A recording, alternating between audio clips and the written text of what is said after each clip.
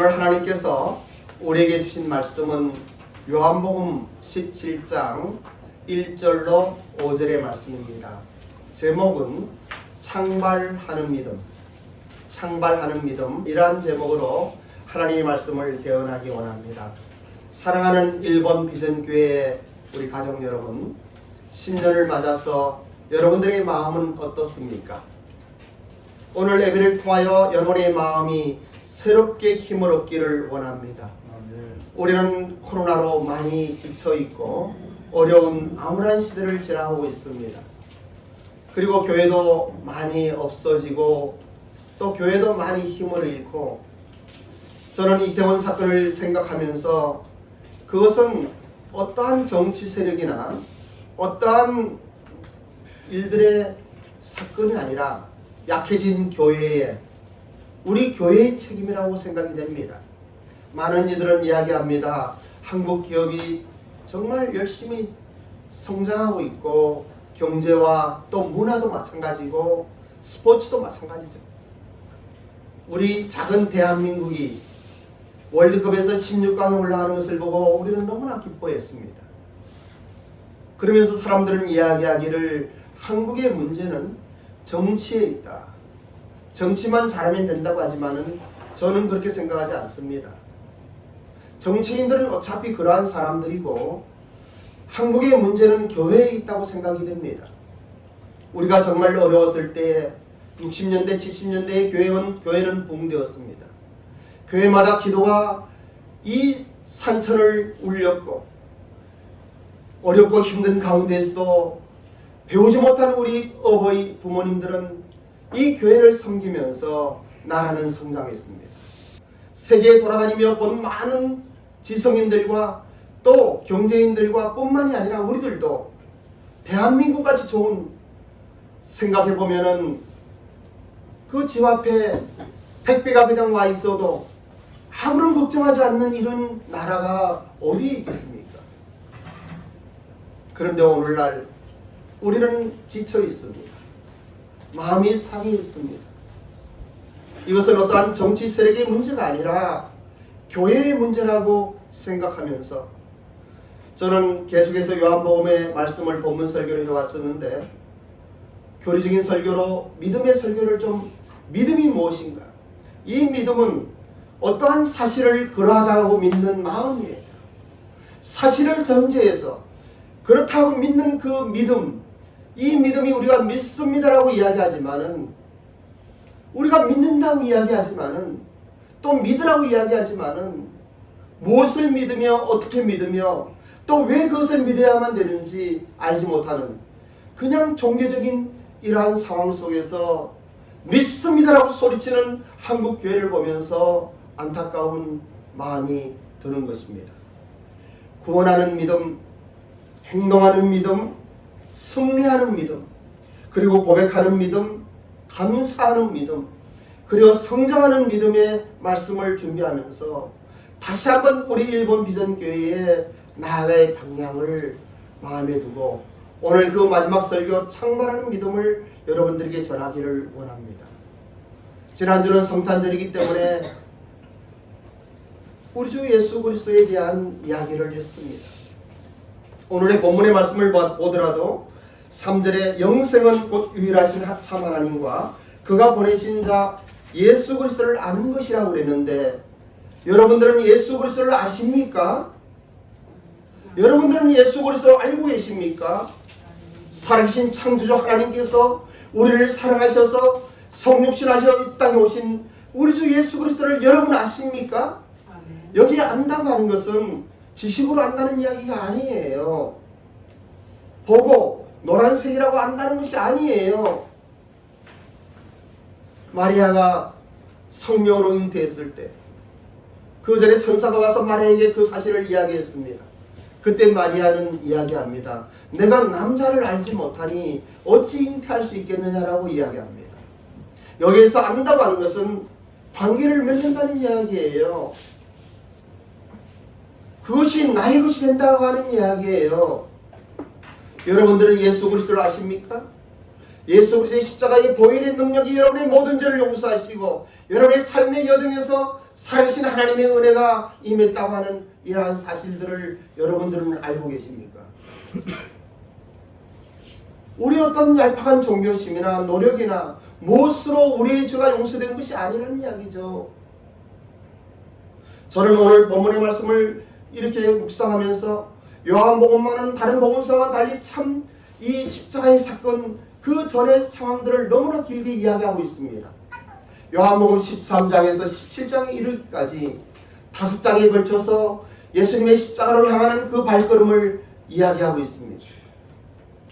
우리가 다음 주부터는 다시 요한복음으로 돌아가서 12장부터 다시 시작을 할 것인데 이 17장의 말씀도 그때 좀 더 자세하게 말씀을 드립니다만은 오늘 이 본문의 말씀을 다시 한번 가슴에 담으며 기도하면서 우리 일본 비전교회 성도님들에게 이 참 하나님과 예수 그리스도를 아는 축복이 임하기를 원하는 거예요.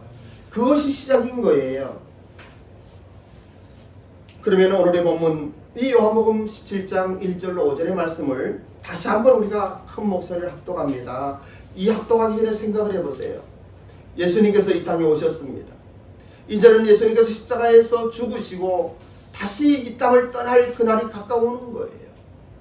우리는 이 요한복음 17장을 주님의 기도장이라고 이야기하는데 주님께서 간절한 마음으로 십자가를 앞두고 오늘날 우리를 위하여 이러한 기도를 하고 있는 거예요.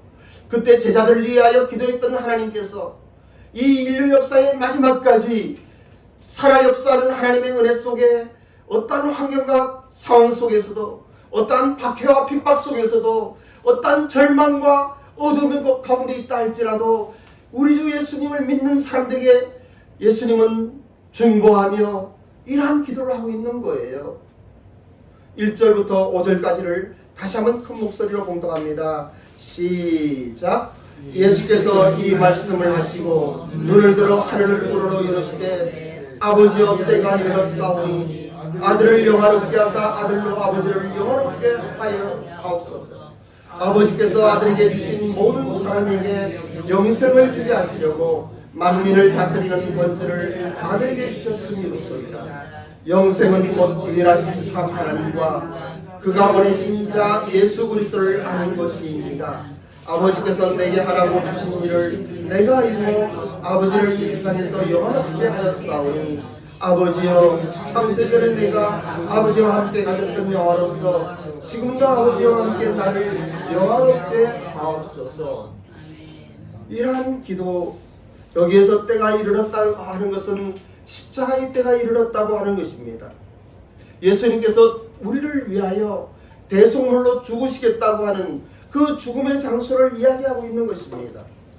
예수님은 아버지의 영광을 위하여 기도하시면서 이 아버지의 영광은 자신의 죽음과 결부를 시키고 있는 것이에요. 우리는 하나님의 영광이 우리가 알고 있는 지식으로는 하나님의 권능과 전지전능하심과 거룩하심과 그리고 충만하심과 이러한 것들을 하나님의 영광으로 보고 있는데 예수님은 오늘 이 시간 예수님의 십자가의 죽음을 이야기하고 있는 것이에요. 세상 사람들은 강하라고 이야기합니다. 세상 사람들은 이기라고 이야기합니다. 세상 사람들이 힘이 있어야 한다고 이야기합니다. 근데 예수님은 죽음의 길로 가셨어요. 세상은 이겨야 되지만 참된 진리의 하나님의 말씀은 우리에게 죽으라고 이야기하는 거예요. 그 본을 예수님께서 보이신 거예요. 창조주 하나님의 살아계신 말씀은 이 성경의 대부분은 예수님의 구속 사역에 대하여 이야기하고 있습니다. 계속해서 이어지는 요한복음 이 본문 설교를 생각할 때 2023년도에 이러한 하나님의 충만하고 엄청난 파워풀한 말씀들이 어떻게 증거되어질까 걱정도 됩니다마는 염려도 됩니다마는 그러나 저는 그냥 하나님께서 말씀하시는 대로 그냥 전하기를 원합니다. 신앙 고백서마다 사람이 제일 되는 조건은 우리가 세상의 빛과 소금으로 존재하는 것. 근데 이것마저도 하나님의 영광을 위한 것이라고 이야기하고 있는 것입니다. 하나님의 영광이 아니면 우리가 아무리 선하고 착하게 살아도, 그리고 우리가 무엇을 한다 하더라도 어떠한 중요하고 또 엄청난 일들이 우리를 통하여 일어난다 하더라도 그것은 하나님과는 관계가 없는 것이에요. 우리는 존재론적인 세상의 빛이에요. 대한민국의 어려운 사람들을 다 먹여 살리는 기업을 일군다 할지라도 그것이 하나님과 관계되지 않으면 하나님의 영광이 나타나지 않는 것이에요. 오늘날 우리가 이병철 회장님이나 정주영 회장님을 존경하고 박정희 대통령을 존경하고 있습니다. 그것은 우리 민족의 엄청난 축복이고 은혜입니다. 함에도 불구하고 그것은 하나님의 영광과는 관계가 없는 것이에요. 이런 것들을 여러분의 삶 속에 한번 적용해보는 좋은 시간이 되기를 원합니다. 세상 사람들은 우리의 교회가 좁고 비족뿐만 아니고 사람도 없고 이러한 것, 교회의 목사들마저도 한두 번 왔다가 이 초라한 모습을 보고 실망하고 돌아가는 사람들도 있어요. 일본에서 비즈니스 하던 사람이 교회를 개척하고 뭔가 이렇게 한다고 하니까 관심을 갖고 오던 분들이 많이 그냥 있다가 하는 거예요. 그런데 이렇게 앉아있는 우리 사랑하는 일본 비전교회 가족들, 그래도 하나님의 은혜 속에 함께하는 여러분들을 생각할 때 얼마나 감사하고 존경스러운지 모르겠습니다. 저는 교회를 개척하면서부터 생각을 했습니다. 우리는 큰 교회 만들고 싶진 않다.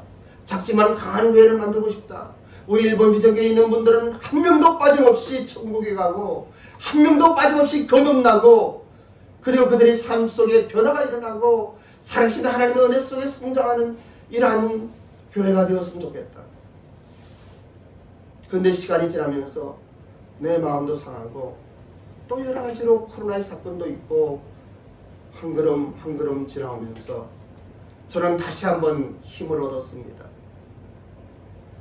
지난 9월에 우리 재바 구기생들 전도할 때 그 전우를 통해서 저는 얼마나 하나님께 감사했는지 몰라요. 충만한 하나님의 은혜가 나의 심장을 태우는 것 같아요. 그리고 다시 한번 일어나고 싶은 이러한 희망이 생긴 거예요. 우리는 시작할 때 1번 비전 센터를 짓고 싶었습니다.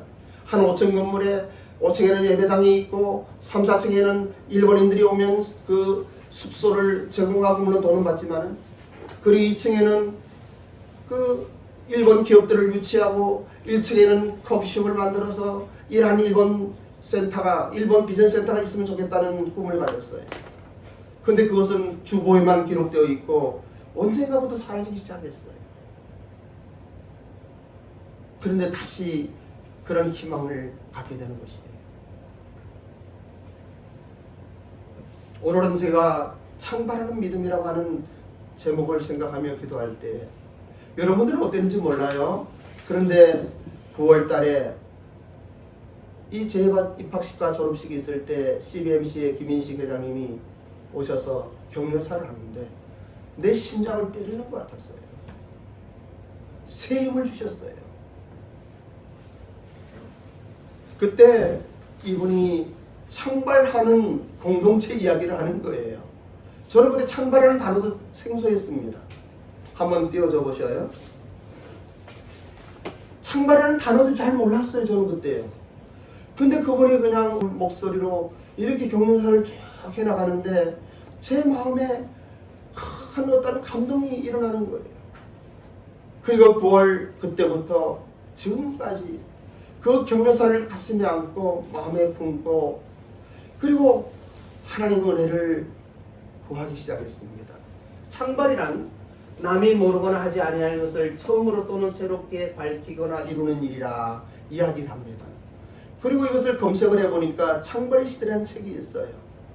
이 창발의 시대라는 책은 이번 토요일날 우리 제이바 사관학교 우리 훈련생들에게 창발의 시대라는 이야기로 좀 구체적으로 이야기를 합니다. 다음 좀 띄워봐요.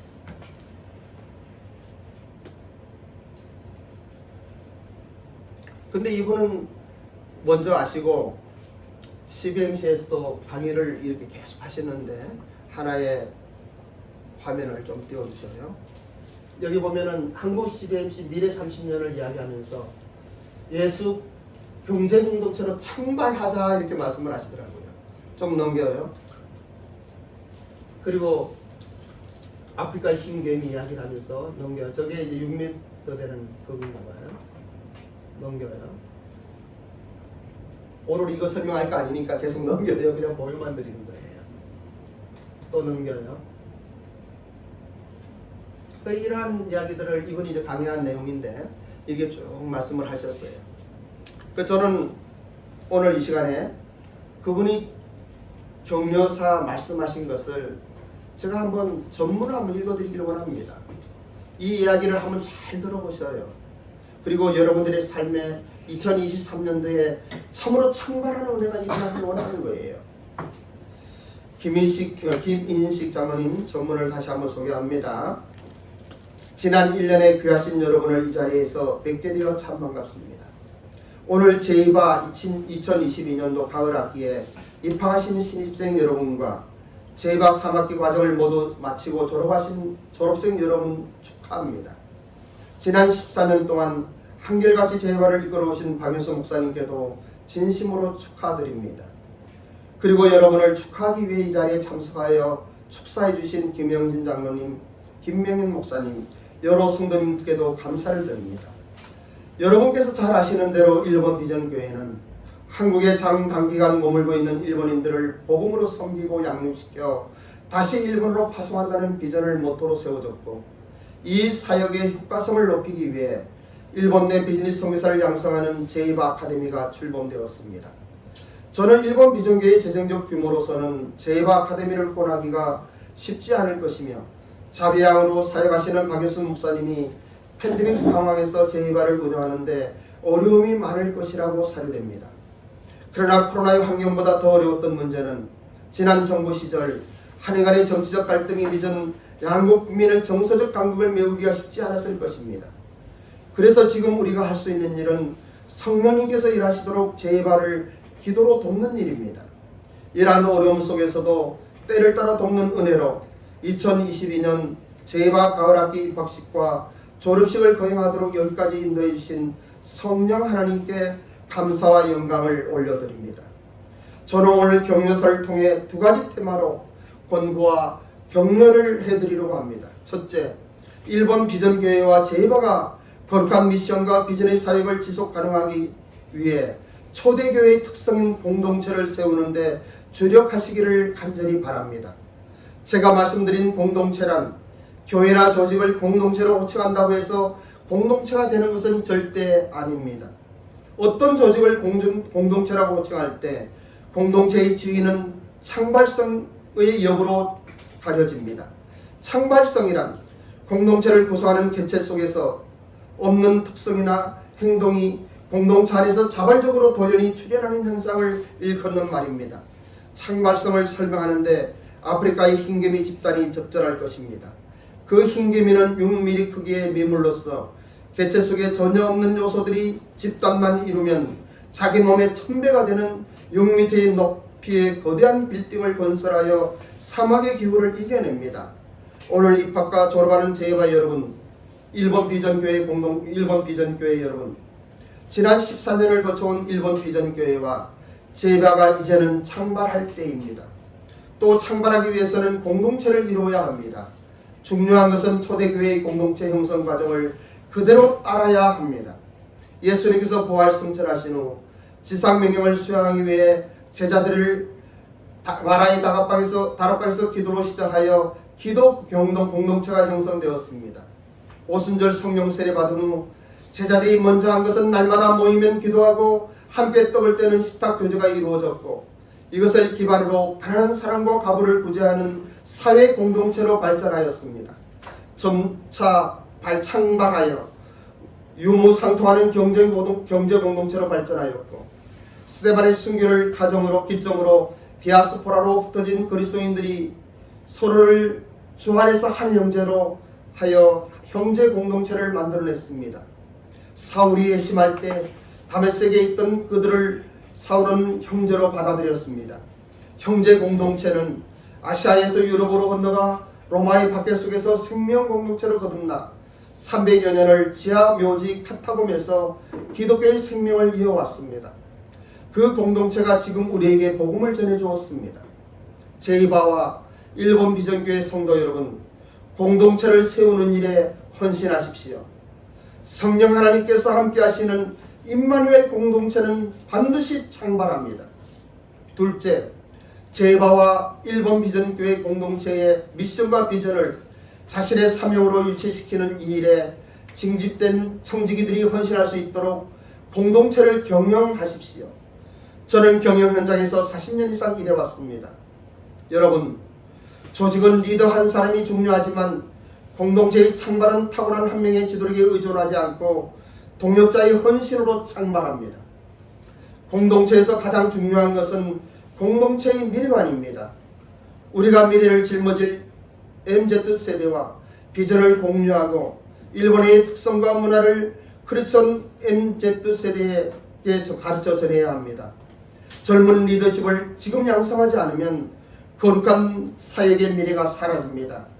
사교 선배에게서 배워야 할 점은 그분이 예수님께서 지나갈 길목을 지켰다고 하는 것입니다.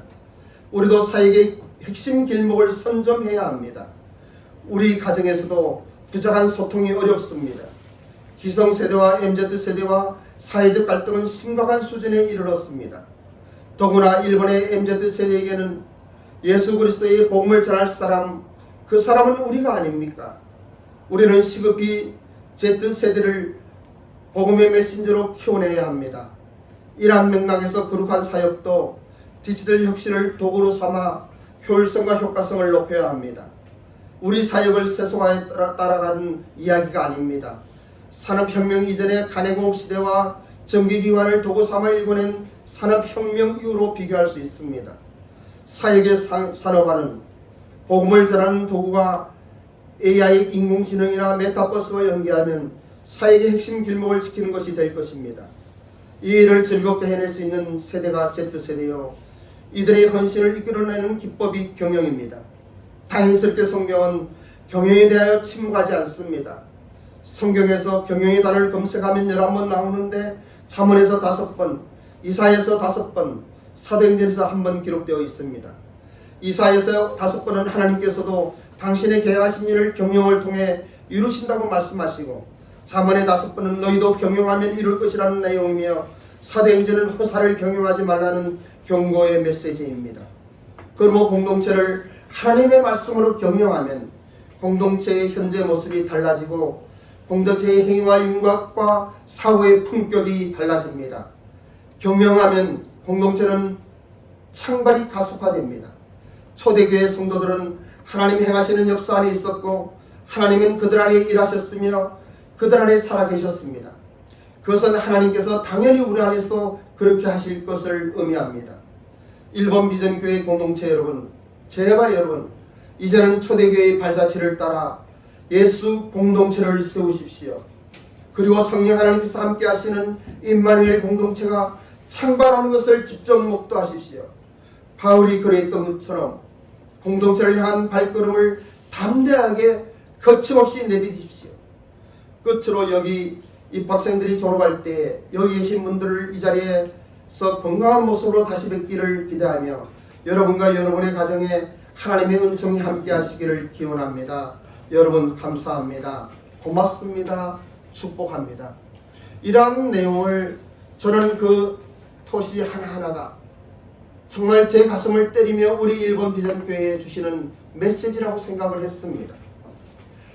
저는 이 김인식 장로님의 그 격려사를 9월 이후 계속 마음에 담고 기도하면서 2023년 새해를 맞아 창발한 믿음으로 영적 각성과 그리고 진정한 부흥이 우리 일본 비전교회와 제이와 그리고 공동체 가족들의 사역과 여러분들의 그 사업과 그리고 여러분들의 가정에 임하기를 축복하며 간절한 마음으로 기도했습니다.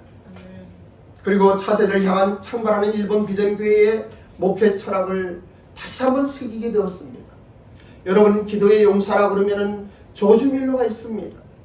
이 조지 뮬러는 기도하며 그 많은 3,000명이나 되는 고아원의 아이들을 키워냈습니다. 여러분, 조나단 에드워드를 아실 것입니다. 이 조나단 에드워드의 기도가 얼마나 큰 파워를 가지고 하나님의 영적 각성을 일으키며 부흥의 시대를 일으켰는지 모릅니다. 그리고 우리는 성교의 아버지라고 하는 윌리엄 캐리와 그리고 허디슨 테일러를 기억할 수 있습니다. 이분들은 평안한 자신의 삶의 터전을 떠나서 허디슨 테일러는 중국으로 그리고 윌리엄 캐리는 인도로 그들의 여생을 바쳐 살아계신 하나님을 찬양하면서 그 길을 걸어갔습니다. 그 성교의 열매가 오늘날 우리 한국교회가 탄생되며 세계의 지도자의 그룹에 있어서 영향을 끼치는 교회가 되었던 것입니다. 그런데 교회뿐만 아니라 사회문화도 마찬가지입니다. 우리는 다시 한번 각성하면서 우리의 영적 각성이 이제 장년들의 제주훈련이나 청년들 모임이나 또 우리가 모일 때마다 기도하며 하나님의 말씀 속에서 2023년도에는 새로운 희망 가운데 일어나기를 소망합니다. 저는 여러분들이 계시기 때문에 이 일은 충분히 이룰 수 있는 꿈이 아니라 현실이 될 것이라고 생각됩니다. 이것이 1년, 2년, 3년 간단하게 되어지는 것은 아니지만은 이제 2023년 1월 1일 오늘부터 이 창발하는 믿음으로 한번 일어나기를 소망하는 것입니다. 그리고 우리 청년들이 있는 것이 얼마나 감사한지 몰라요. 우리 구혁이와 정민이 그리고 근호 이 세 청년을 여러분 더 마음의 사랑과 그리고 어른으로서의 어떠한 영향력을 간절한 마음으로 소망합니다. 이제 2023년도에는 이 세 청년들뿐만 아니라 또 많은 청년들이 올 것입니다. 이제 하늘간에 하늘문도 열렸기 때문에 젊은 일본인 청년들도 오게 될 것입니다. 그리고 제이바에서는 이번 봄학기에는 3분의 일본인 목사님들이 일본에서 오십니다. 6번 중에 3번이 일본인 목사님들이 일본에서 오시는 거예요. 다시 한번 활력을 얻으며 우리가 창발하는 2023년도의 축복이 여러분들에게 희망으로 믿음으로 임하기를 소망합니다. 비록 예배당이 협소하고 누추하지만은 이제는 이 예배당도 적극적으로 활용할 것입니다. 성도와 삶을 나누는 우리 교회 리더십들이 이제 재직으로 성장되어 갈 것입니다. 사랑하는 일본 비전교회 가족 여러분, 저는 오늘 이 4절과 5절의 말씀에 또 충격을 받는 것이에요. 요한복음 17장 4절과 5절의 말씀을 우리 한번 다시 합독했으면 좋겠습니다. 4절과 5절입니다. 시작. 아버지께서 내게 하라고 주신 일을 내가 이루어 아버지를 일상에서 영원롭게 하였사오니 아버지여 창세전에 내가 아버지와 함께 가졌던 영화로서 지금도 아버지와 함께 나를 영화롭게 하옵소서. 예수 그리스도가 영화롭게 된다고 하는 것은 몸된 교회가 영화롭게 되는 것이에요. 예수님은 교회의 머리인 것이에요. 여기에 보면은 창세전에 아버지와 함께 가셨던 그 영화, 이 영화로서 이제 나를 영화롭게 하시라, 이 교회를 영화롭게 하시라, 일본 비전교회를 영화롭게 하시라고 예수님은 기도하고 있는 것이에요. 때가 이르렀사오니 그를 영생을 주시고, 여기 또 2절에 보면 권세를 주셨다고 이야기해요. 만민을 다스리는 권세를 아들에게 주셨음이로소이다. 교회는 만물을 다스리는 권세가 있는 거예요. 이 권세는 권위하고도 연결되는데 권력과 힘이에요. 권위와 힘이에요. 이러한 것들이 사람들에게는 불편하게 느껴지지 몰라요. 여러분, 죄라고 하는 것이 무엇인 줄 아십니까? 죄는 하나님의 권위에서 떠나는 게 죄예요. 죄는 그리스도 안에서 예수 안에서 이야기하는 많은 성경 말씀 가운데 이 안에 있지 않는 것이 죄입니다. 십자가의 하나님의 은혜는 죄로 인하여 하나님을 떠났던 사람들이 그리스도 안에 돌아올 수 있게 하는 축복의 잔치인 것이에요. 지금도 그런 예수 그리스도의 십자가의 보혈의 능력이 여러분들의 삶 속에 임하기를 원합니다. 저는 지난주 성탄절에 말씀드렸죠. 12월 25일이 성탄절이 아니고 에브리데이 크리스마스라고 말씀드렸죠. 날마다 성탄절인 거예요. 여러분 힘들 때 많으시죠? 어렵죠? 지금은 어려운 시절이에요. 함에도 불구하고 그때 이 십자가를 바라보십시오. 그 십자가에서 나를 위하여 죽으셨던 예수 그리스도를 바라보십시오. 그리고 믿음의 눈으로 그것을 바라볼 뿐 아니라 그 흐르는 십자가의 보혈의 능력을 여러분 가슴에 담으십시오. 그 피를 마시고 그 살을 먹으며 살아계신 하나님의 은혜 속에서 다시 한번 일어나는 2023년도 창발하는 여러분의 기업과 가정과 또 교회와 우리 대한민국과 한국과 일본의 모든 교회 되기를 주님의 이름으로 축복합니다. 아멘. 여러분 다시 한번 힘을 냅시다. 포스트 코로나, 이제 코로나는 저리 가라고 하세요. 다시 또 뭔가 많은 사람들이 올지 몰라요. 우리는 처음 당하기 때문에 팬데믹이 처음 당하기 때문에 두려움이 있었고, 그리고 모든 사회가 모든 환경이 단절되어지고 그리고 어두워졌지만은 이제는 경험했잖아요. 이겼잖아요. 승리했잖아요. 이제 창발하는 믿음으로 활력 있는 여러분의 삶의 여정이 오늘 2023년도 1월 1일부터 시작될 것을 주님의 이름으로 선포합니다. 아멘. 기도하겠습니다. 아버지 하나님 감사드립니다. 이러한 믿음 우리에게 주시옵소서. 예수님의 이름으로 기도드립니다. 아멘.